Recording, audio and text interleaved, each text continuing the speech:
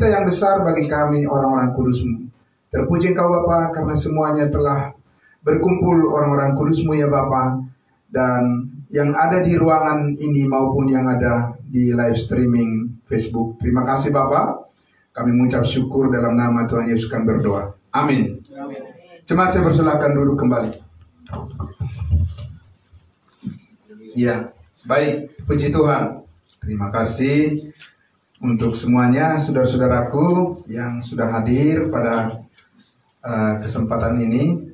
Doakan terus saudara-saudara kita yang lagi kurang sempurna dalam kesehatan mereka ya.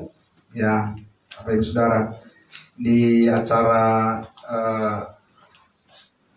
ibadah pagi setiap jam 5 pagi sampai setengah 7, saudara-saudara kita dari rumah bisa ikut ibadah, tapi pada saat ini sebagian karena sakit mereka harus beristirahat di rumah, dan kita setuju supaya mereka dipulihkan kembali semuanya ya. Baik, bersyukur karena kita bisa sama-sama, mereka juga mengikuti dari live streaming dari rumah ya, jemaat Tuhan.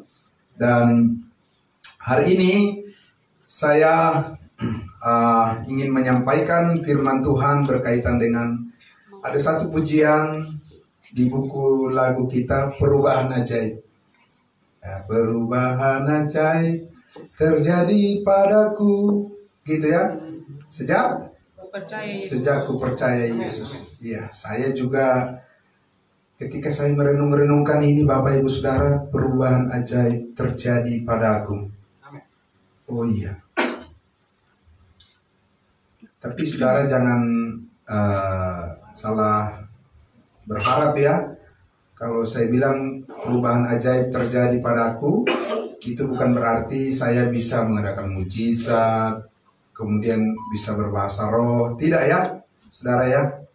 Bukan itu perubahan ajaib yang Tuhan lakukan kepada saya dan juga kepada saudara tentunya.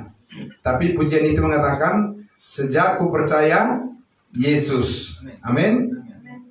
Dan setelah saya renungkan Bapak Ibu Saudara, iya benar ya, bahwa perubahan ajaib itu adalah pengalaman yang tidak akan pernah bisa dilupakan, dan pengalaman istimewa dalam hidup. Banyak pengalaman kita yang luar biasa ya, di tempat kerja atau sebelumnya lah, ketika kita mulai bisa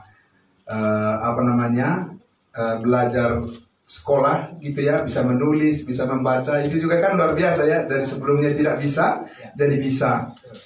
Kemudian sesudah seperti yang disaksikan oleh Pak Pendeta Pardosi tadi, ya kan, sesudah kita lulus dari sekolah kita, kemudian kita bisa melanjutkan lagi, kemudian setelah itu lulus, kemudian kita bekerja, ya kan, pengalaman-pengalaman baru semua ya. Setelah kita menikah, gitu ya. Kalau yang belum menikah, sabar dulu ya, doa terus, ya kan. Itu. Nah, tapi ada waktunya, segala sesuatu ada waktunya. Yang sudah siap ya. Oke, begitu. Benar nggak, saudara? Tapi itu pengalaman-pengalaman baru, Bapak Ibu Saudara, ya kan. Sesudah berkeluarga, punya anak, baru, ya kan. Gitu, sesudah membesarkan anak-anak, ingin cucu, gitu kan, gitu. Bapak Ibu Saudara yang dikasihi Tuhan Yesus, tapi rata-rata semua orang menjalani proses tahapan kehidupan seperti itu kan. Tapi saudara-saudara, di mana saatnya, kapan ketika dikatakan perubahan ajaib terjadi padaku? Nah, ini dia. Berarti melebihi dari apa yang tadi yang saya sebutkan, yang sebelum-sebelumnya, pengalaman-pengalaman umum manusia itu. Iya kan? Nah, ini yang istimewa, Bapak Ibu Saudara. Jadi kalau saudara ingin mencari tahu di manakah pengalaman hidup saya yang paling istimewa, yaitu apakah Bapak Ibu Saudara ya masih terus mengingat. Karena ingatan itu penting kan?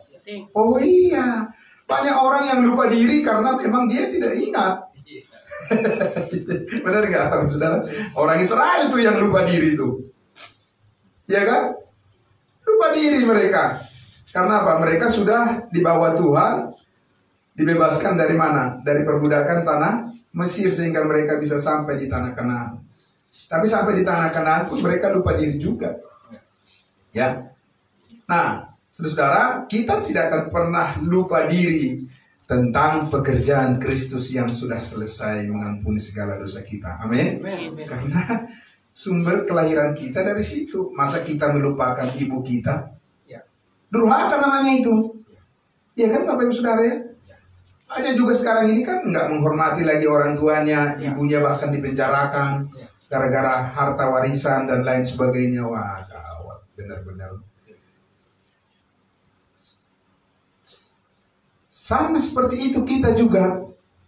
Kalau kita sampai melupakan tentang pekerjaan Kristus yang sudah selesai di atas kayu salib mengampuni segala dosa kita, wah, kita ini nggak bakalan berfungsi lagi, ya kan? Benar nggak? Kalau anak, kenapa sih si Mardan itu cerita itu ya, cerita rakyat ya? Kenapa sih diumpamakan itu adalah orang yang nggak berguna, padahal dia kaya kan? Kaya dia, punya segala sesuatu, tapi dibilang dia nggak berguna itu. Hanya gara-gara satu hal saja, apa? Dia menyangkal ibunya. Nah, sama seperti itu orang percaya juga, Bapak Ibu Saudara. Kalau sampai saudara tidak bersukacita mendengarkan pemberitaan Injil keselamatan, big question, ada pertanyaan besar. Jangan-jangan orientasi hidup saudara sudah berbeda dari kehendak Tuhan. Amin. Karena tidak boleh itu sumber sukacita itu, kapanpun, dimanapun.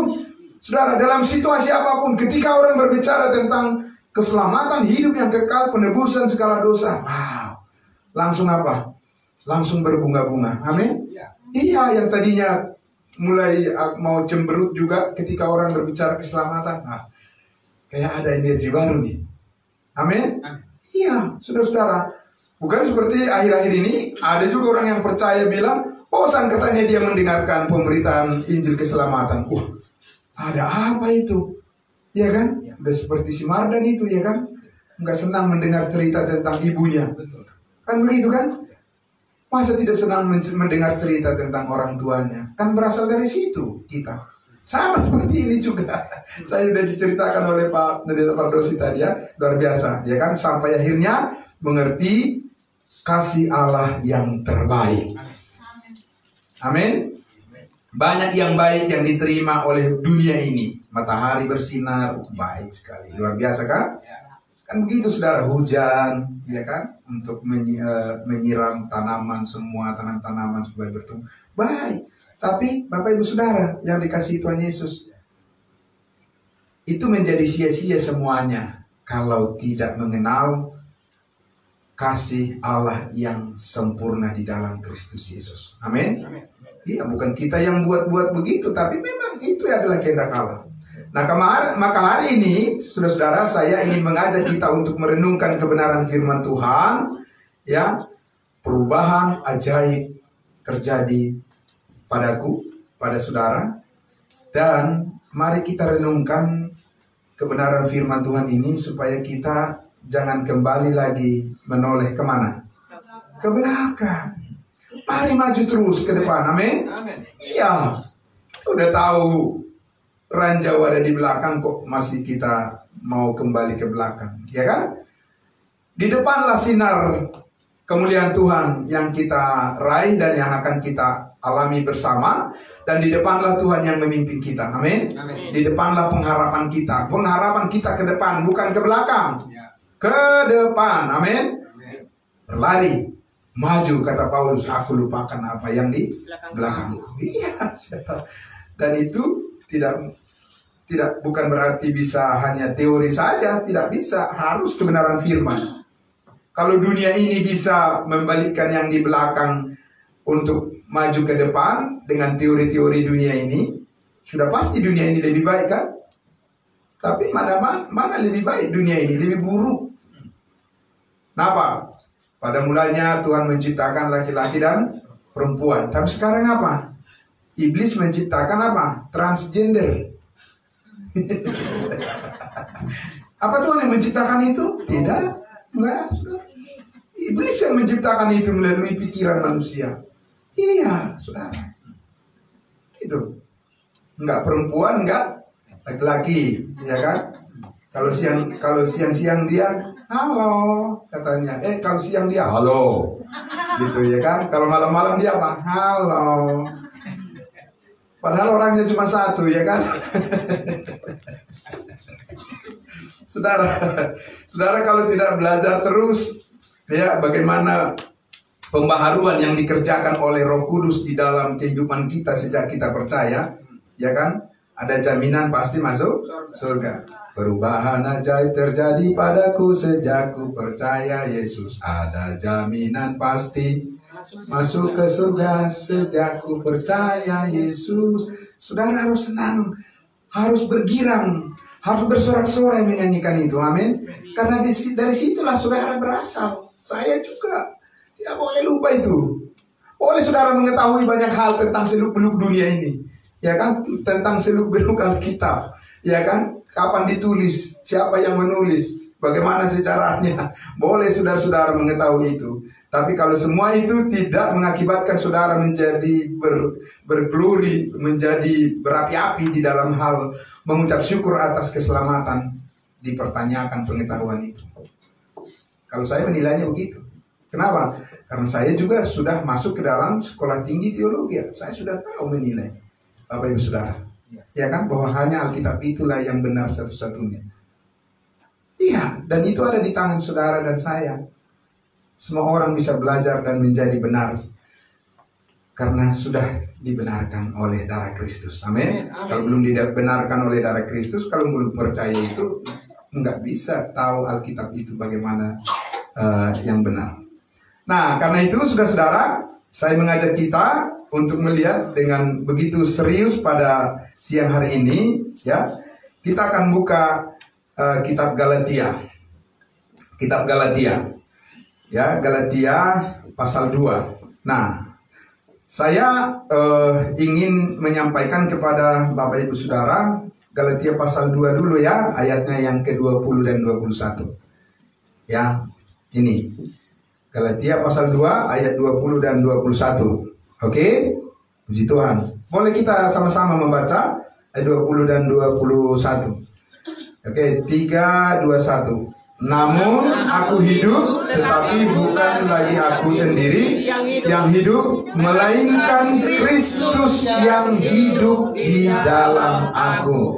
Dan hidupku yang kuhidupi sekarang di dalam daging ini, maksudnya di dalam tubuh ini, adalah hidup oleh iman dalam Anak Allah yang telah mengasihi aku dan yang telah menyerahkan dirinya untuk aku.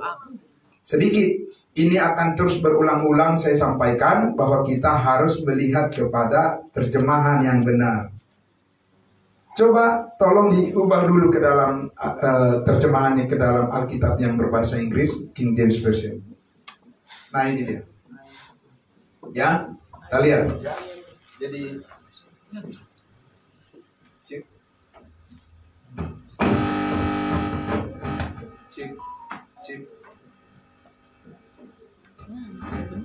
Ganti. Ini aja. Namanya juga cek. Boleh di sini.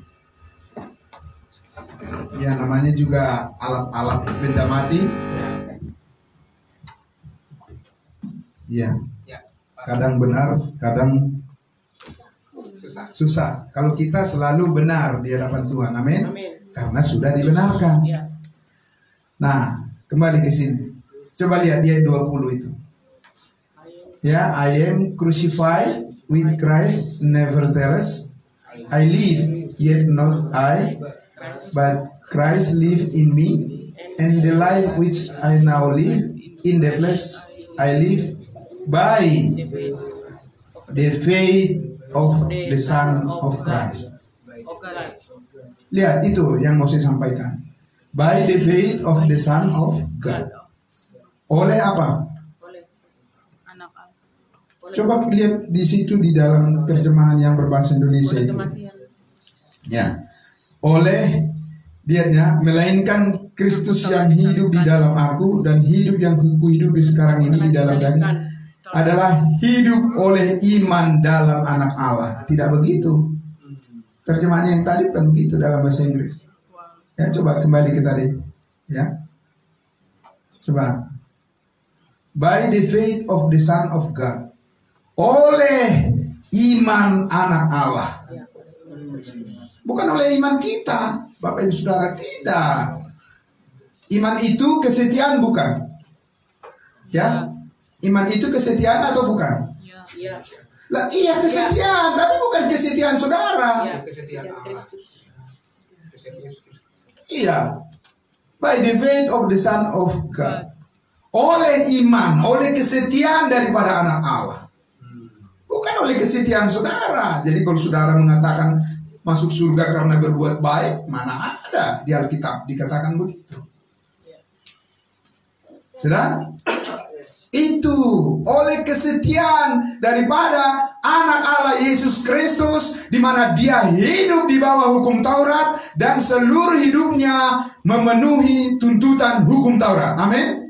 Itu kesetiaan daripada anak Allah yang menyelamatkan saudara dan saya. Bukan kesetiaan saudara. Apa kesetiaan saudara dan saya? Apa kesetiaan orang-orang pemimpin di dunia ini? Saya ingin tahu. Ya. Tapi harus berdasarkan Alkitab. Tidak ada yang benar seorang pun tidak. Amin. Tidak ada yang berbuat baik seorang pun tidak. Roma pasal 3 udah jelas itu ayat 10 dan 14. Semua telah kehilangan kemuliaan Allah. Amin. Iya, saudaraku. Jadi kalau begitu, oke. Jadi perhatikan di situ.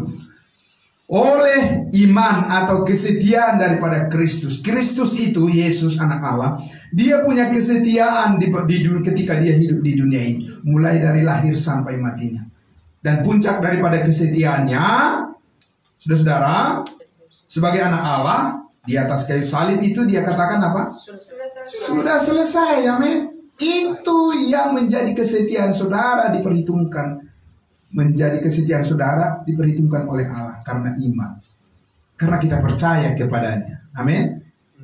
Ya, jadi itu tidak bisa berubah, saudara-saudara. Bagaimana kesetiaan Kristus bisa berubah? Tidak mungkin. Kalau kesetiaan saudara dan saya bisa berubah-ubah. Makanya kita tidak berpatokan pada kesetiaan manusia. Tidak, saudara. Ya. Berpatokan pada kesetiaan Kristus. Itulah hidup yang kita hidupi sekarang ini. Amin. Makanya saudara dan saya memang bisa setia terus. Mana buktinya? Paulus bilang, aku telah mengakhiri pertandingan iman yang benar dan sudah mencapai garis akhir. Amin. Dan saat kematianku sudah dekat, kata Paulus. Terbukti saudaraku. Amin. Bukan hanya teori. Iya, fakta. Karena Paulus mengatakan tadi, adapun hidupku ini bukannya aku lagi. Aku yang lama tuh, yang di belakang tuh, ya kan? Kenapa Paulus sering berbicara tentang hal aku lagi seperti itu, saudara-saudara? Kalau saudara mempelajari kitab Filipi, di situ Paulus sudah mengatakan bahwa tentang kebanggaan mengenai hal-hal yang dibanggakan manusia secara duniawi, dia katakan apa? Aku orang Israel. Aku orang Ibrani asli. Tentang hukum Taurat, aku orang Farisi.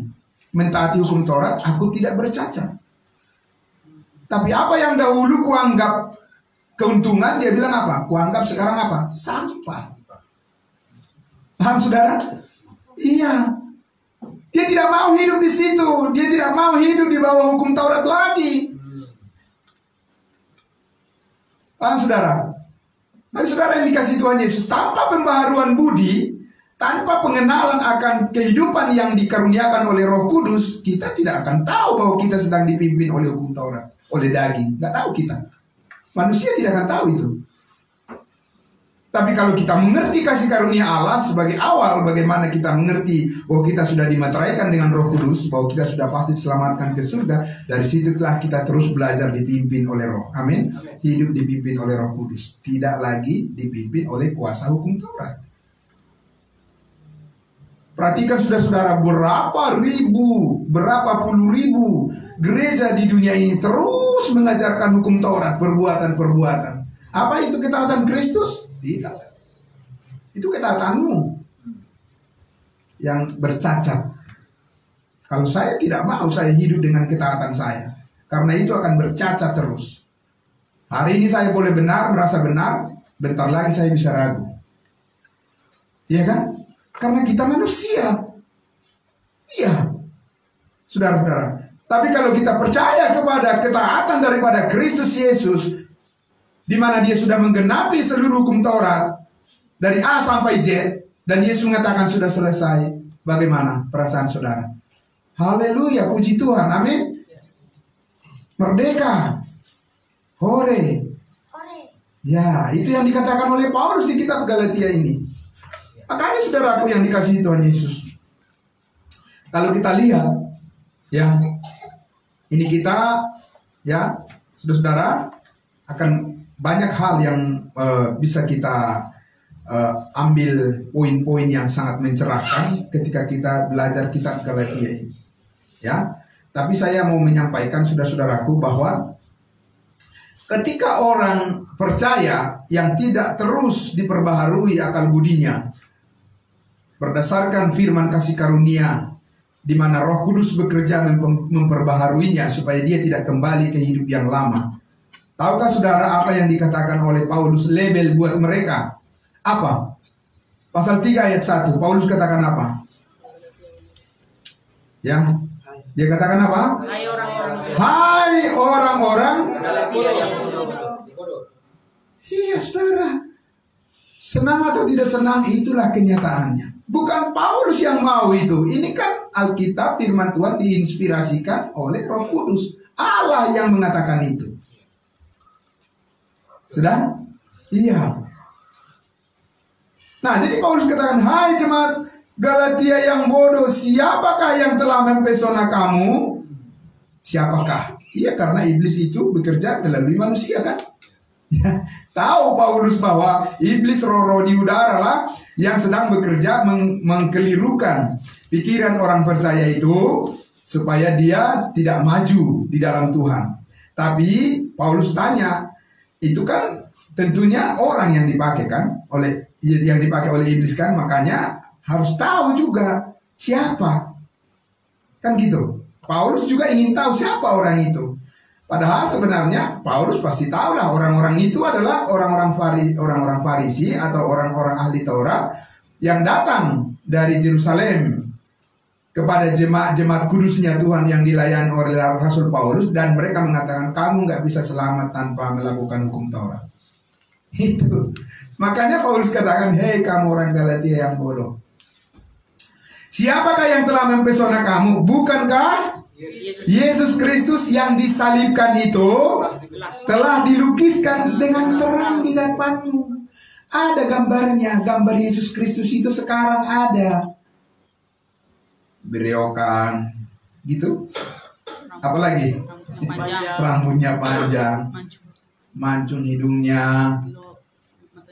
Kalau di negara-negara yang masyarakatnya kulit hitam, kulitnya apa? Hitam. Kalau yang putih, kulitnya putih. Loh, kayak gitu. Ya kan?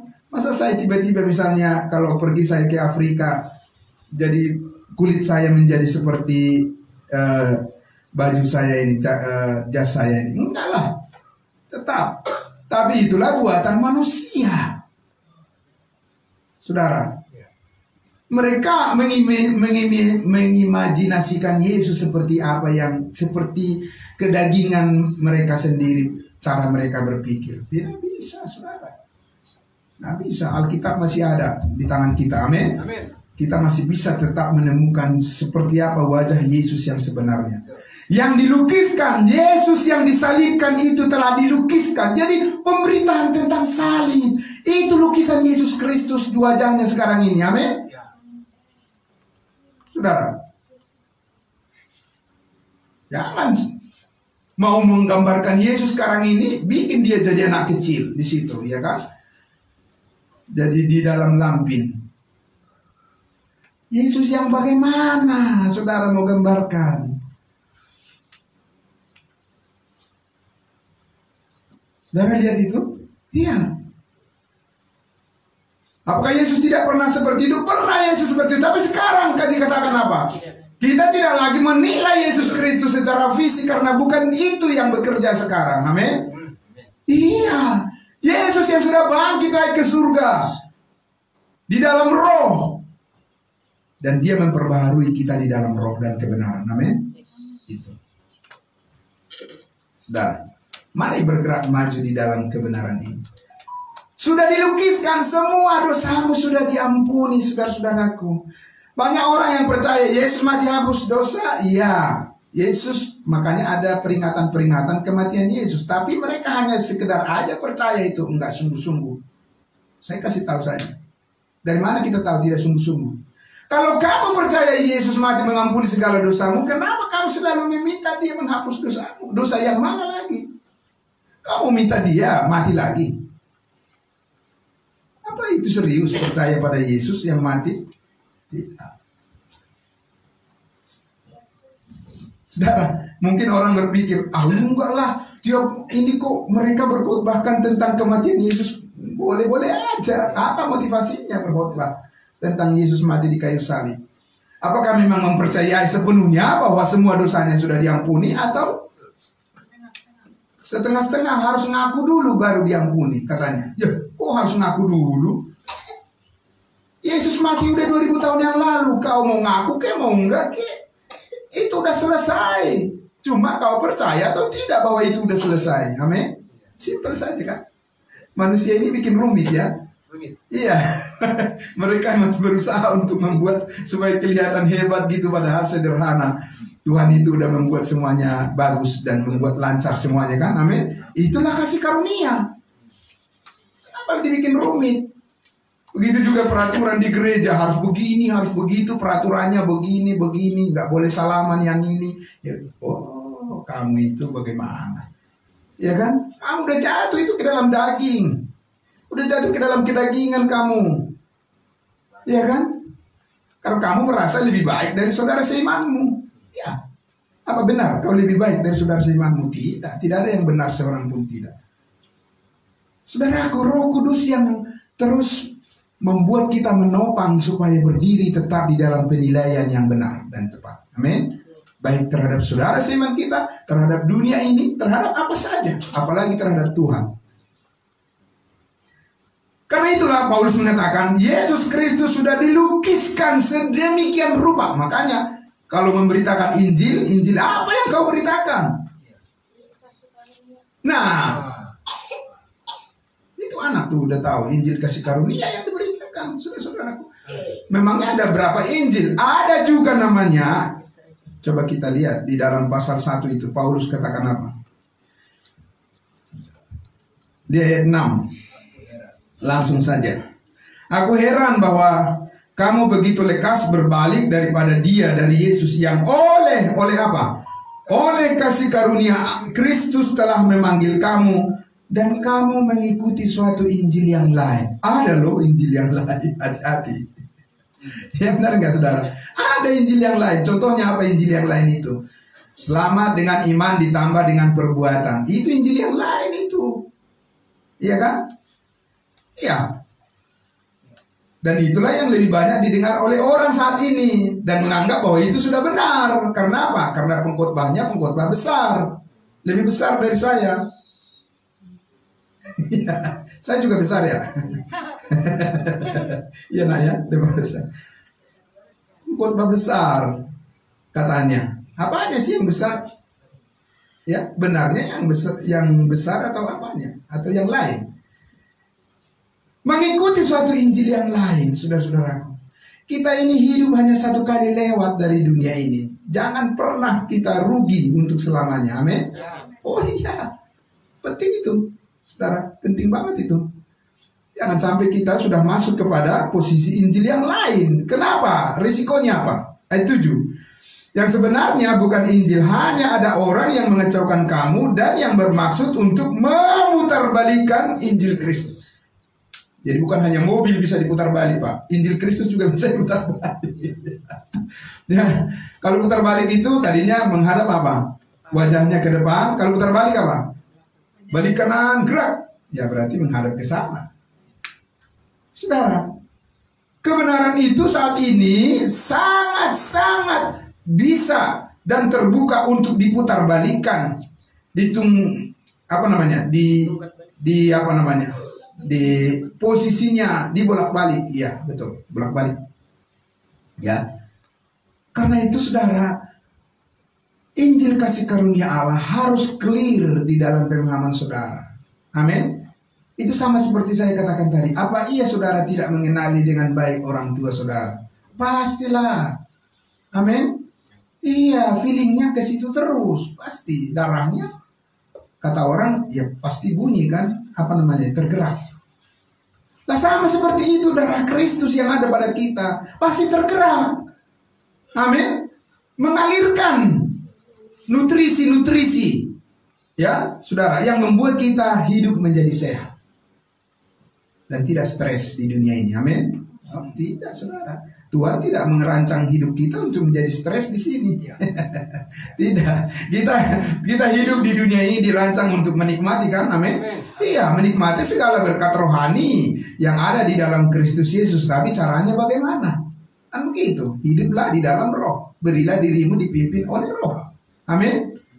Nah, saudara aku yang dikasih Tuhan Yesus. Jadi dikatakan situ, oh ada orang memutarbalikkan Injil Kristus karena apa? Dia punya kepentingan di situ, entah kepentingan apalah itu, saya tidak tahu.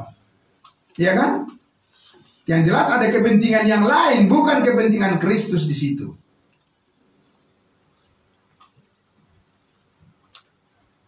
Nah, karena itu Paulus memperingatkan di ayatnya yang ke-8. Tetapi sekalipun kami, Paulus juga memberikan dirinya juga sebagai dalam posisi di mana kalau sampai dia salah, saudara, tidak main-main. Paulus mempertaruhkan posisinya di situ. Sekalipun kami, ada lagi yang lebih, ataupun seorang malaikat dari sorga. Saudara udah pernah melihat malaikat belum? Belum. Belum pernah melihat malaikat kan? Tapi percaya kan? Nah itu sudah cukup, ya kan? Nah, kalau percaya itu sudah cukup, karena kita hidup bukan karena melihat, tapi karena percaya. Sekalipun kami atau malaikat dari surga yang memberitakan kepadamu suatu Injil yang berbeda dengan Injil yang kami beritakan, kata Paulus, ya, kalau berbeda, itu biasa-biasa saja, nggak apa-apa kok, iya kan? Begitu kan? Tujuannya kan sama, jalannya aja yang beda-beda. Oh ya? Semua tujuannya ke surga kok, jalannya aja yang beda-beda. Oh ya? Jadi kalau saya suka mendengar begitu, ya udahlah, nggak usah kita bicara tentang dosa dihapus, salib, keselamatan, nggak usah bicara begitu, Pak Pardosi, ya kan? Yang penting berbuat baik lah. Itu dari siapa itu datang pengajaran yang begitu? Saudara tahu? Paulus katakan, sekalipun kami atau malaikat yang memberitakan yang berbeda dengan yang kami sampaikan, apa dikatakan? Diberkatilah dia. Apa dikatakan? Terkutuklah dia. Apa saudara ingin mengambil posisi di situ? Tidak, jangan lagi. Ya. Seperti juragan misalnya kan, ada juragan nih, anak-anak ya kan, sama anak buahnya. Saya kutuk engkau jadi kodok. Pang! Berubah jadi kodok. Ya kan? Ngeri saudara kalau dikatakan kena kutuk itu. Ya, yang pertama kalau kena kutuk karena tidak diselamatkan adalah dipanggang di api neraka yang kekal. Saudara, ya. Yang kedua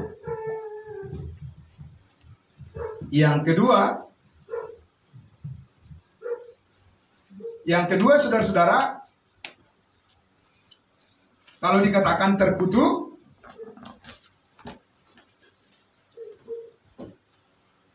berarti jatuh ke dalam daging. Saudara sudah lihat di kitab Galatia pasal 5 kan dikatakan perbuatan daging telah nyata. Saudara lihat itu? Sebelum buah roh ialah di Galatia berapa itu?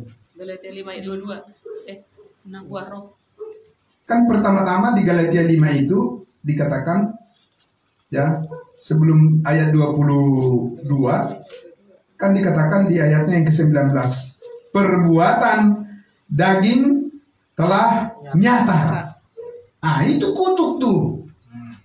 Oh, jangan saudara pikir kutuk itu terus kutuknya adalah dia dipecat dari kerjaan, terus nggak bisa lagi bayar kontrakan, kemudian sakit kusta, kena kutuk. Saudara-saudara, boleh juga itu.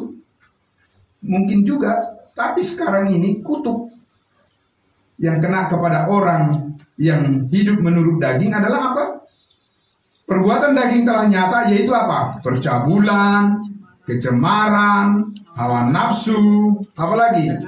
Penyembahan berhala, sihir, perseteruan, perselisihan, iri hati, amarah, kepentingan diri sendiri, percideraan, roh pemecah, apalagi?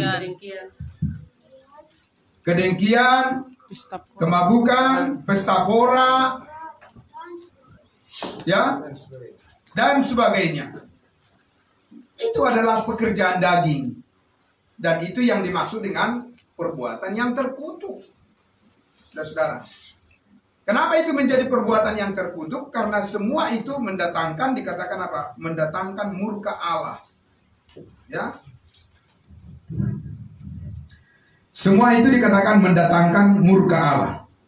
Jadi saudaraku yang dikasihi Tuhan Yesus, di sini kita sangat berhati-hati. Jangan berkata bahwa yang penting kan sudah selamat. Wow, mengerikan sekali itu, ya kan? Banyak kan orang percaya yang, ya saya katakan kan ada juga orang percaya yang mengatakan seperti itu kan? Ada, yang penting kan sudah selamat. Masih ada kutuk yang lain yang bisa kena dengan orang percaya itu tadi. Jatuh kepada perbuatan daging dan tidak ada efek dari kehidupannya yang membawa kebaikan pada pekerjaan Tuhan. Saudara tahu itu? Dan orang itu akan menjadi batu sandungan bagi Injil. Hati-hati. Itu adalah suatu bentuk kutuk yang dialami oleh orang percaya. Dan nanti di penghakiman tahta pengadilan Kristus, hasilnya apa? Siapa yang tahu? Hasilnya apa? Kayu, rumput kering, dan jerami. Begitu saudara.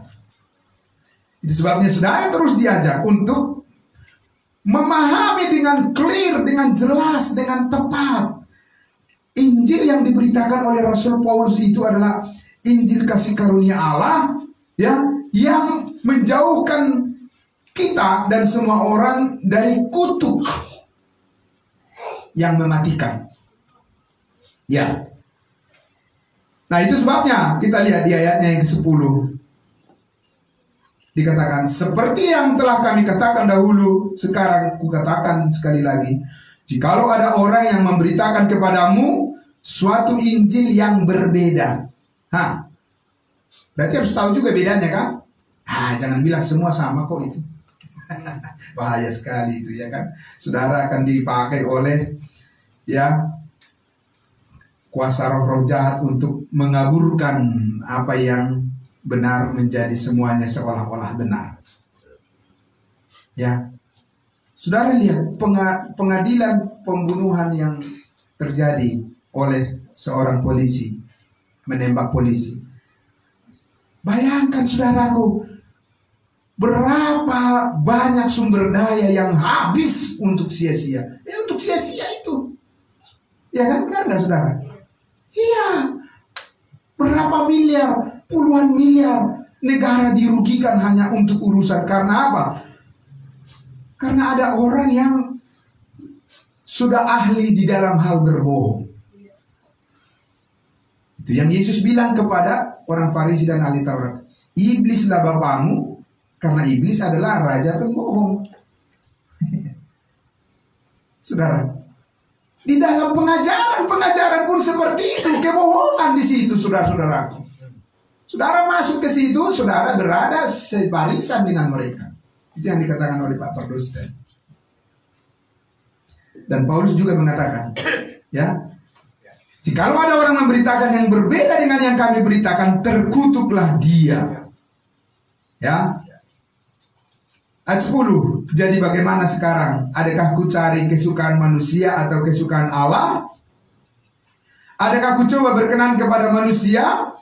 Sekiranya aku masih mau mencoba berkenan kepada manusia, maka aku bukanlah hamba Kristus. Itu taruhannya nggak main-main, saudara-saudara. Makanya di Kisah Para Rasul 20 ayat 24 dia katakan apa? Dia katakan apa? Ya, aku tidak menghiraukan nyawaku sedikit pun, asal saja aku dapat memberitakan, melaksanakan, menyelesaikan tugas yang Tuhan percayakan kepadaku, yaitu sampai akhir untuk memberitakan Injil kasih karunia Allah. Amin. Makanya gereja kita juga namanya Gereja Injil Karunia atau Gereja Injil Kasih Karunia. Amin. Karena kita hanya hidup karena kasih karunia Tuhan, dan Injil yang kita beritakan adalah Injil kasih karunia Allah yang penuh dengan berkat, bukan penuh dengan kutuk. Amin. Itu berkat luar biasa, saudara-saudaraku. Ya. Bayangkan saudara, banyak orang yang sudah belajar Alkitab dengan sungguh-sungguh, udah keliling dunia. Gelarnya sudah macam-macam, mulai dari gelar sampai gelar tikar. Semua ada. Mulai dari S1, S sampai S teler. Tanya pada mereka, atau pernah nggak mereka memberitakan bahwa kepastian masuk surga adalah hal yang paling berselera tinggi baginya? Tidak. Yang paling mereka sampaikan kepada manusia adalah apa? Terimalah berkat, terimalah berkat. Berkat apa? Iblis juga bisa memberikan berkat. Benar nggak, saudara? Dari mana kita tahu? Kan Yesus dicobai, kan? Iya, Yesus dicobai di padang gurun. Kan iblis mengatakan apa? Lihat, ini semua kerajaan ini kuberikan kepadamu, asal engkau sujud menyembah aku. Ya, orang yang menyembah iblis juga banyak yang kaya raya kok. Iya, saudara. Banyak yang kaya raya. Nah, karena itu Paulus katakan, adakah aku coba menyenangkan hati manusia? Kalau aku mencoba menyenangkan hati manusia, artinya dia mengatakan bahwa saya harus memutuskan. Ya, di saat dunia sesaat, seperti yang dikatakan oleh Yosua, ya. Dia katakan, pilihlah kepada siapa kamu beribadah, hai orang Israel. Tapi aku dan seisi rumahku, kami akan beribadah kepada Allah. Ngambil keputusan buat dirinya. Amin. Orang lain gak bisa kita paksa, tapi diri kita boleh dong. Kita atur. Masa kita gak bisa ngatur diri kita? Amin. Memang siapa yang ngatur diri kita? Orang lain? Enggak. Saya juga, saudara-saudaraku, dalam hidup saya sudah saya putuskan dalam hidup saya. Ya kan? Saya tidak akan pernah bergeming dan tidak akan pernah mengubah pemberitaan saya dari pokok pemberitaan Injil kasih karunia Allah. Amin. Kan saya sudah menikmati hidup yang penuh dengan sukacita di dalamnya. Ngapain lagi saya cari yang lain? Amin. Ya. Karena saudara-saudaraku, kalau kita ingin lihat lebih dalam lagi apa yang dikatakan Paulus ini di ayat 11, ya, dia katakan, sebab aku menegaskan kepadamu, saudara-saudaraku, bahwa Injil yang kuberitakan itu bukanlah Injil manusia. Ini penting, saudara-saudara. Kenapa? Karena ayat 12 dikatakan, karena aku bukan menerimanya dari manusia, dan bukan manusia yang mengajarkannya kepadaku, tetapi aku menerimanya oleh penyataan Yesus Kristus, atau oleh revelation, oleh wahyu.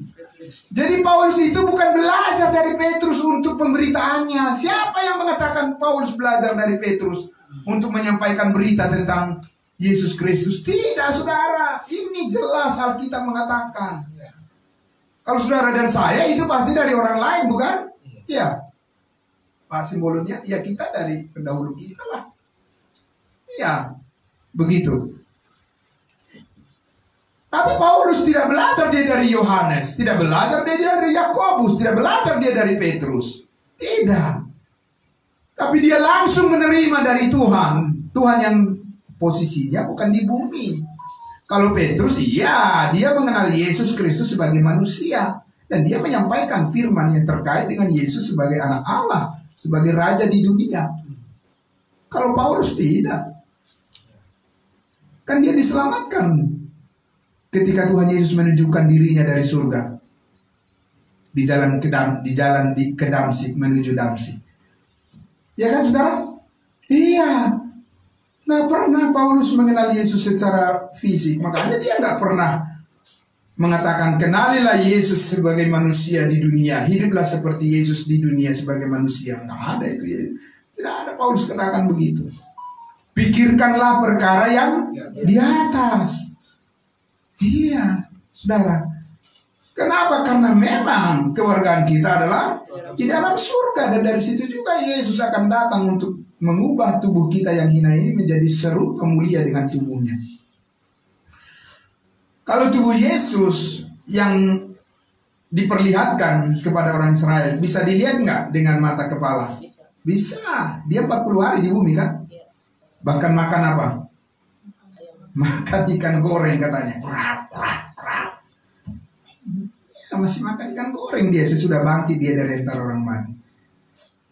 Tapi ketika saudara mulai menyelami kemuliaan kebangkitan tubuh kita, baca di 1 Korintus 15 dia katakan apa? Dalam sekejap.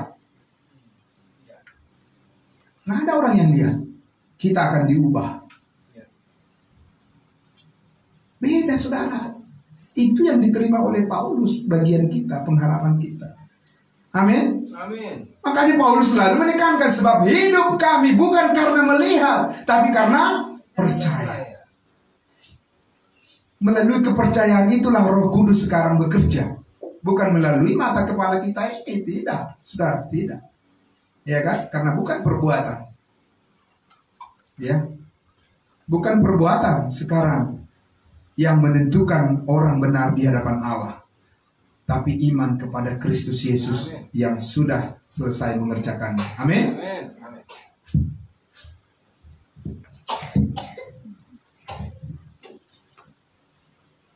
Nah,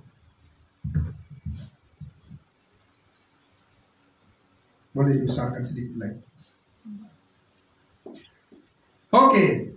Nah, sekarang kita lihat saudara, dikatakan di situ bahwa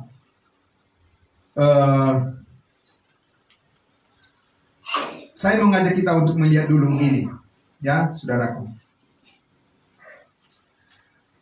Kalau kita lihat, kenapa Petrus itu tidak bisa membawa kita tubuh Kristus kepada pengertian seperti yang digambarkan oleh Paulus? Sedangkan Petrus itu bisa menggambarkan kehendak Tuhan, ya, yang berkaitan dengan kehendak Allah bagi bangsa Israel dengan clear, dengan jelas. Kenapa dia tidak bisa? Saudara-saudara, mari kita lihat di dekat-dekat situ saja. Kita nggak usah jauh-jauh dulu, ya. Kita lihat di dalam ayatnya yang ke-11, masih pasal 2.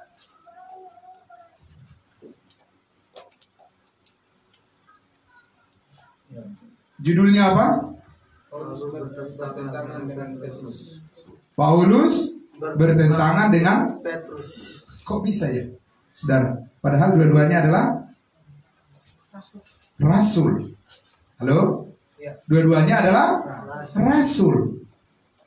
Bagaimana pertentangan mereka, saudara-saudara?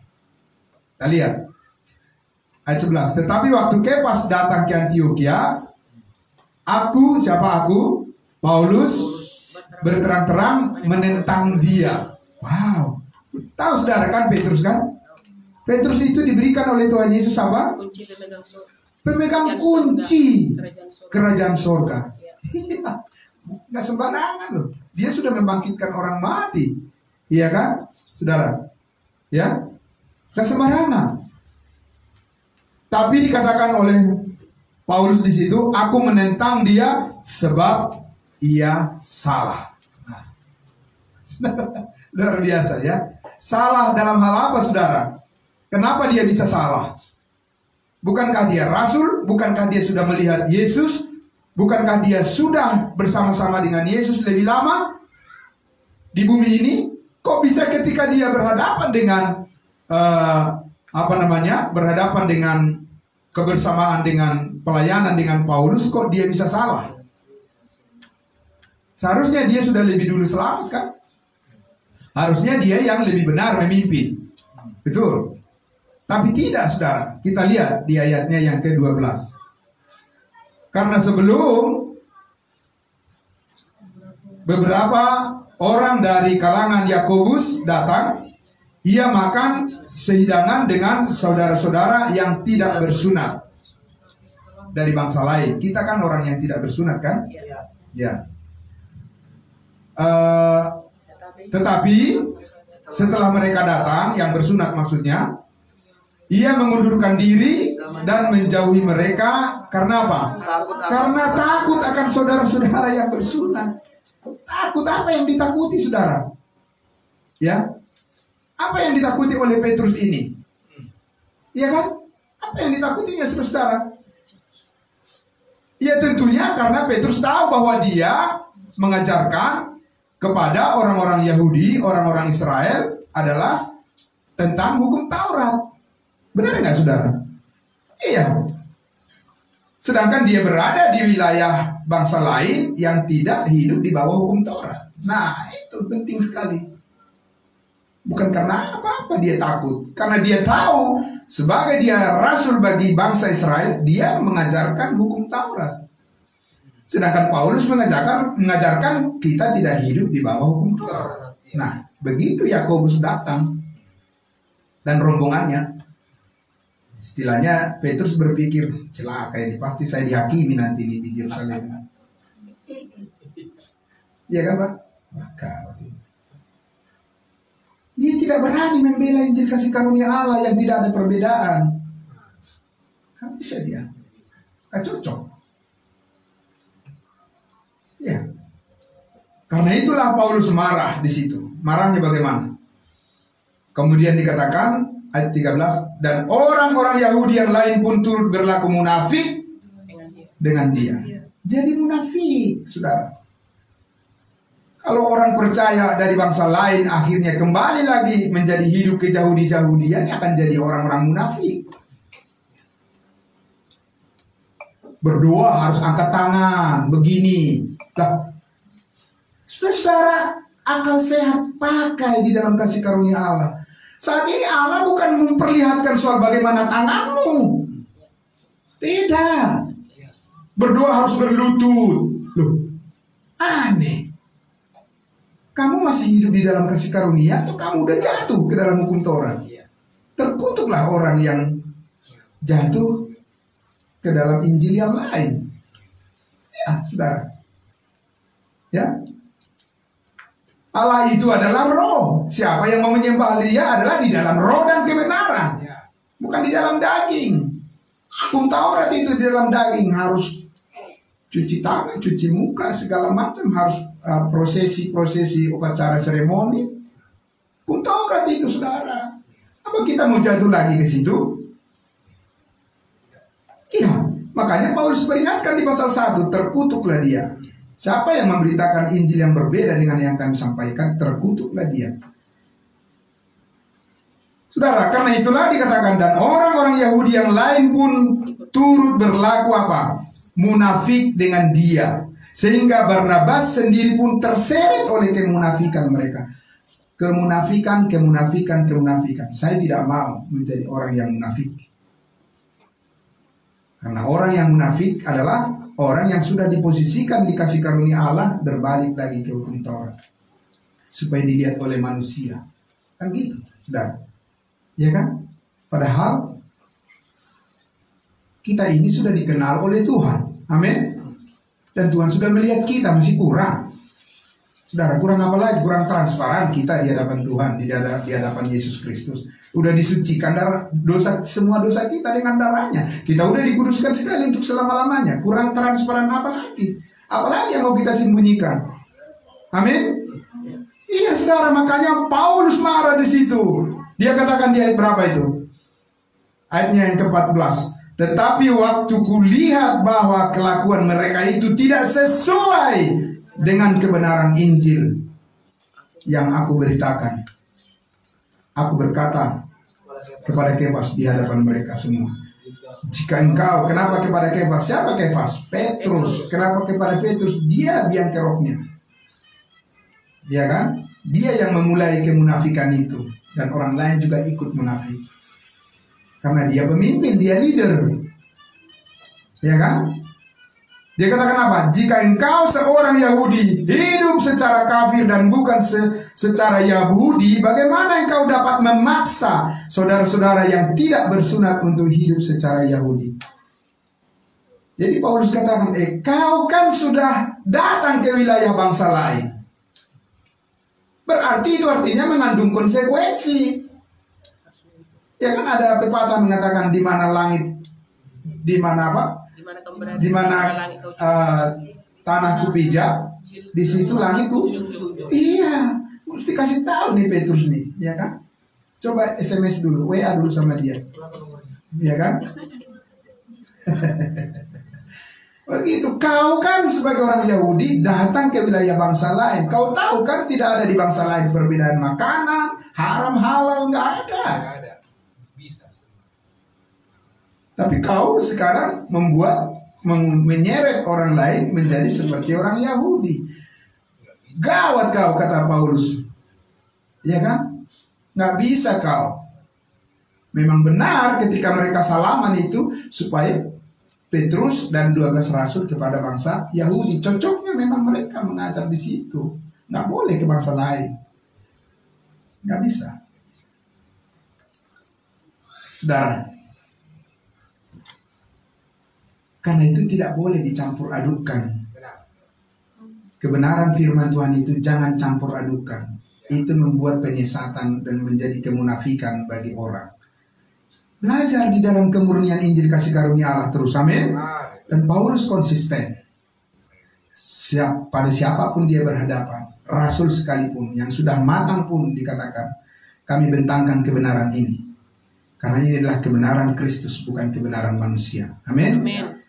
Saudara-saudaraku yang dikasihi Tuhan Yesus, begitu banyak lagi yang mau saya sampaikan, yang mau kita pelajari di sini. Hanya baru sedikit yang saya sampaikan ini. Tetapi saudara sudah melihatlah apa yang dikatakan oleh Rasul Paulus. Satu ayat terakhir di dalam pasal 5. Ya, Galatia, tidak usah kita ke kitab yang lain, biar dekat-dekat aja supaya tidak banyak makan waktu kita. Galatia pasal 5 ayat 16. Maksudku ialah, apa sih maksud Paulus semua menjelaskan itu semuanya, bahwa hukum Taurat bukanlah jalan hidup orang saat ini supaya benar di hadapan Tuhan, tapi kasih karunia Allah. Kamu harus terus melihat kemurnian pemberitaan Injil kasih karunia Allah yang melukiskan wajah Yesus, yang dilukiskan secara roh, bukan secara gambar-gambar yang ditempel di tembok-tembok atau yang ada di gambar-gambar yang dalam bingkai-bingkai itu. Enggak, itu bukan gambar Yesus. Saya tidak percaya itu. Ya kan? Saya percaya apa yang dikatakan Alkitab, karena Alkitab benar 100%. Buatan manusia itu bisa juga dari penyesatan. Ya. Apa maksud Paulus semuanya ini? Maksudku ialah hiduplah oleh roh, maka kamu tidak akan mengikuti keinginan daging. Itu tujuannya. Amin, saudaraku. Amin. Iya. Apa sih hubungannya mengikuti keinginan daging dengan hukum Taurat? Karena hukum Taurat itu adalah pancingan bagi kedagingan manusia untuk kembali kepada hidup yang lama. Salah satu contohnya adalah tidak percaya semua dosa diampuni. Nah itu kehidupan daging. Karena di hukum Taurat memang tidak semua dosa diampuni kan? Sekaligus tidak kan? Dari mana saudara tahu? Sahabat tahu, tunjuk tangan. Mereka masih memberikan itu. Mereka masih terus mempersembahkan korban-korban. Itu buktinya bahwa mereka belum mempercayai semua dosa sudah diampuni. Sekarang ini dalam bentuk-bentuk lain bisa juga mereka bukti menunjukkan bahwa mereka sebenarnya tidak percaya semua dosa diampuni. Berarti masih hidup di bawah hukum. Saudara yang dikasihi Tuhan Yesus, ya. Karena itu saya terus mengajak kita semuanya, mari dikatakan hiduplah oleh Roh. Seperti apa orang yang hidup di dalam Roh? Tidak mungkin Roh Kudus bekerja tanpa. Jangan katakan, aku merasa Roh Kudus menggerakkanku. Bohong kau. Iya kan? Enggak, saya enggak percaya itu. Ya. Saya merasa bahwa Roh Kudus berbicara pada saya. Merasa. Hah? Merasa atau mengerti? Dan banyak umat Kristen saat ini dengan mudah saja dikelabui. Saudara. Karena mereka punya agenda di balik khotbah-khotbah mereka, bukan untuk menyelamatkan jiwa-jiwa, tapi untuk mendulang apa yang tidak nyata-nyata disampaikan, tapi nyata-nyata di dalam perbuatan mereka. Bukan menghakimi. Apa Paulus menghakimi kepada Petrus? Paulus katakan kau orang munafik. Apa itu menghakimi? Tidak, saudara. Mengatakan dosa itu adalah dosa, itu bukan menghakimi. Justru kalau saudara nutupin dosa, itulah dosa yang sesungguhnya. Ya kan? Ya, saudara. Terus terang, kita katakan itu salah. Yang benar adalah apa yang dikatakan oleh firman Tuhan. Dan bersyukurlah saudara, karena firman Tuhan memimpin hidup kita melalui Alkitab ini. Saudara masih rajin membaca Alkitabnya? Amin. Setiap pagi ya, jam 5 ya. Walaupun masih rambut acak-acakan atau bagaimana gitu ya, tapi sudah langsung apa? Ya, sudah langsung dengar firman. 6 kali dalam seminggu, 7 kali, dan terus. Itulah menjadi tradisi kita. Harus ada tradisi juga kan? Tradisi itu apa sih? Kebiasaan yang dibangun yang sesuai dengan kehendak Allah. Kalau dunia ini pasti mengutamakan tradisi-tradisi mereka lah. Karena mereka menganggap bahwa mereka sangat diuntungkan dengan itu. Ya, tidak apa-apa. Dan kita harus membangun tradisi kita yang benar sesuai dengan firman Allah. Karena kita mau hidup kita dipimpin oleh Roh Kudus. Amin. Mari kita berdoa. Bapa dalam surga, terima kasih Bapa yang mulia.